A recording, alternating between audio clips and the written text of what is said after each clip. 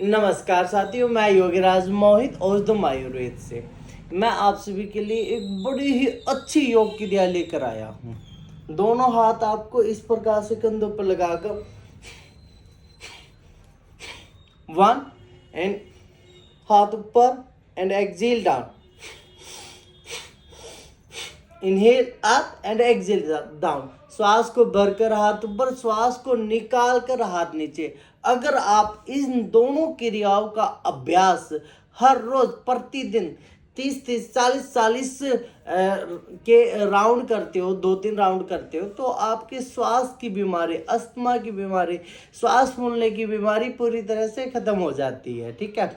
इसके साथ आप हमारे लंग्स गार्ड भी ले सकते हो, जिसका एक कैप्सूल सुबह लेना, एक कैप्सूल शाम को लेना है। ठीक है। और याद रहे, जिन्हें बीपी हाई है वो इसका अभ्यास बिल्कुल ना करे तो एक अच्छे योग टीचर की गाइडलाइन में करे। अधिक जानकारी के लिए हमारे नीचे दिए हुए नंबर या हमारी टीम से भी कांटेक्ट कर सकते हो। नमस्कार जी।